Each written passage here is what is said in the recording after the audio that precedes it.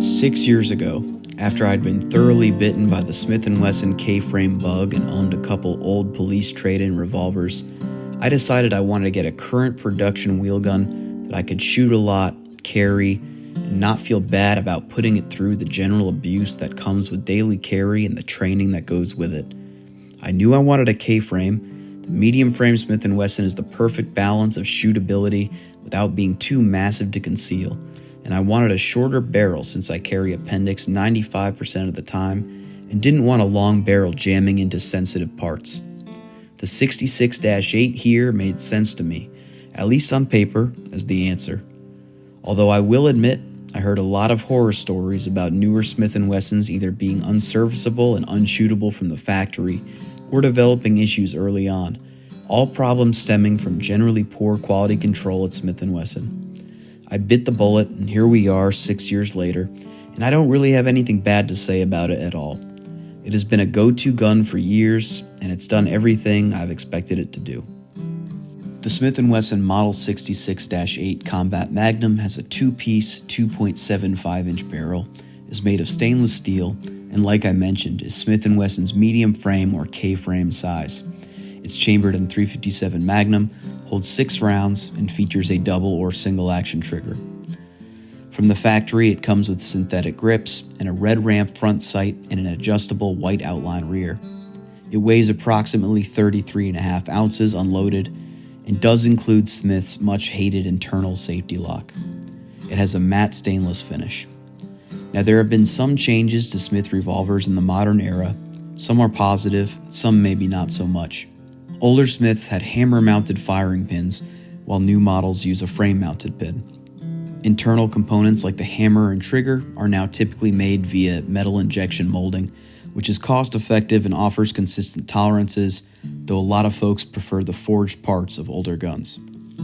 Traditional Smith & Wesson revolvers had a lockup at the front of the ejector rod and rear of the cylinder. Modern versions got rid of the ejector rod lock and instead have a more robust center pin lockup at the cylinder and crane, simplifying the design and improving durability. Older K-frame .357s like the original Model 66 had a flat-bottomed forcing cone with a cut at the 6 o'clock position to accommodate the crane. This created a weak spot that could crack under repeated use of heavy .357s.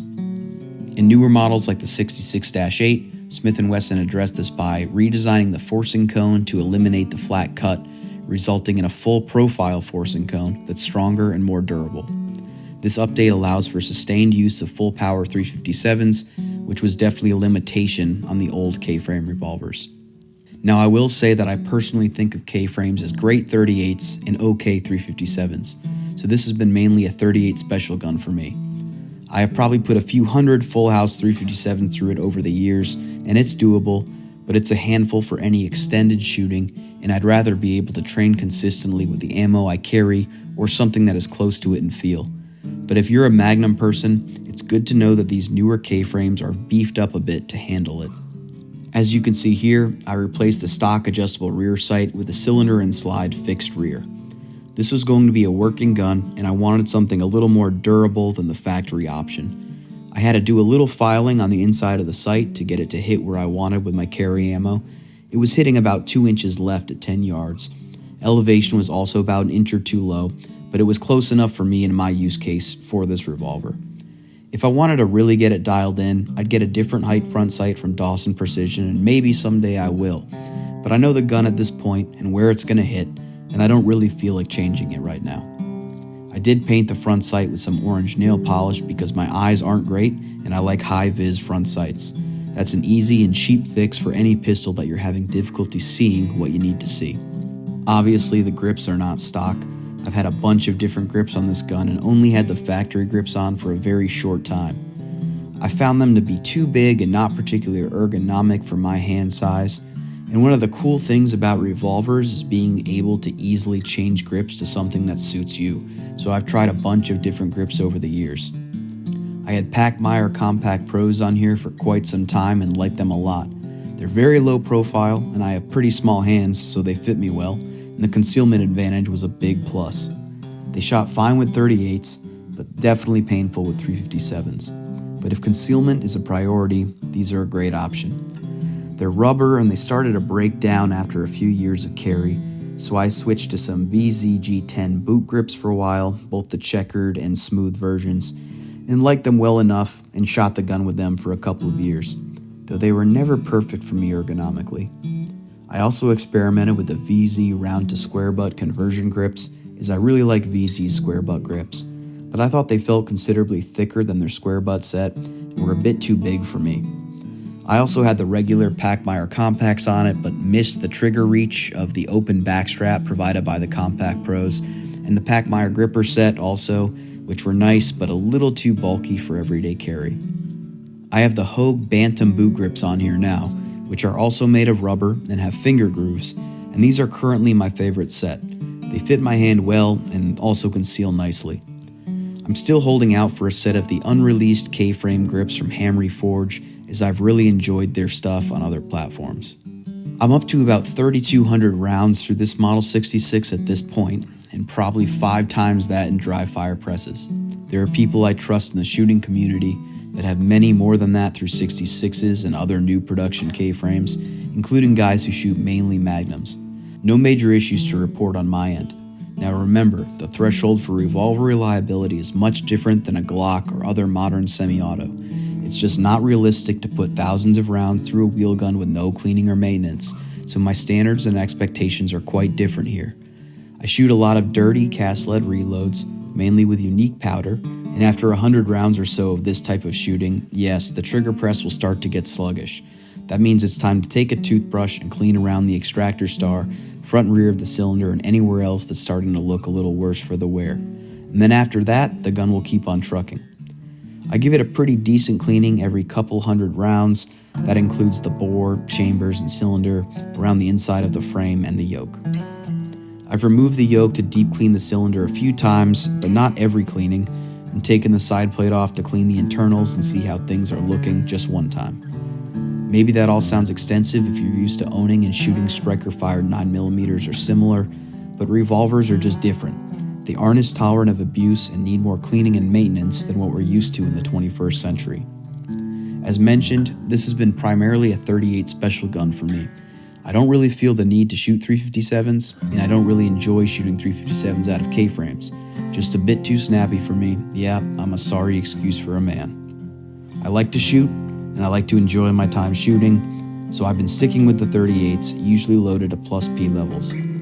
I've carried Buffalo Bore's take on the FBI load, a 158 grain lead semi-wad cutter hollow point for years, and I usually have a speed strip or speed loader full of 129 grain Federal Hydro Shocks, also a plus P round, in my pocket because I'm still going through a pretty decent stash of it from years ago.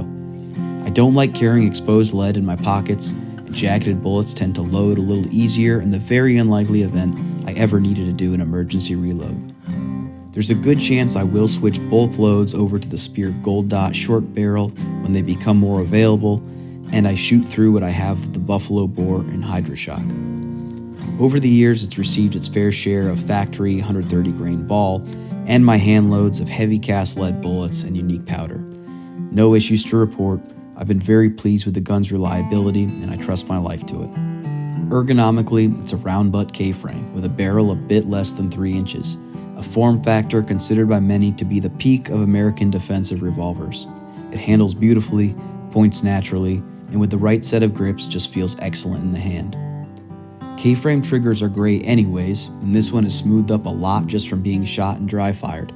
Maybe a bit on the heavy side compared to some of my older K-frames, but very smooth.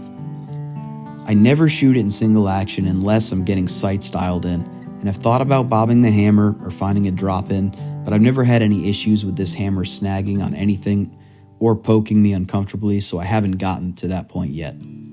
I'm about 5'8" and 165 pounds, so I'm not a very big person, but I find a short-barreled K-frame conceals very well, especially appendix, mainly having to do with the grip profile and where the cylinder, which is the bulkiest part of the gun, sit. Revolvers have a lot of round geometry, which to me makes them conceal better and feel more comfortable to me than something like a double-stack semi-auto. It is heavy, and that used to not matter to me all that much, but these days it does, so I tend to carry lighter weight guns a lot more now. But at the very least, you need a solid gun belt and quality holster if you want to carry this around all day, every day. I still carry this gun quite a bit, and it usually is loaded in the safe with a couple speed loaders with it as a go-to house gun. I found it to be more than accurate enough for my needs. I haven't done any in-depth testing, but when I'm benching the gun in single action to print a carry load or a hand load, I'm always pleasantly surprised at the sizes of groups it produces. For a defensive revolver, I'm more than happy with that. So that's the 6-year review of the Smith and Wesson Model 66-8. If you're interested in picking up a new production revolver, I think it's hard to beat this one. I don't have a lot of experience with the Colts. I know those are kind of all the rage these days, but there's something about a round butt K-frame with a short barrel that really does it for me. If you've got a new production Smith and Wesson revolver, let me know about your experiences with it in the comments. I'm sure a lot of people would like to hear, and I'm interested as well. Thanks for watching, guys. Have a great day, and we will see you next time.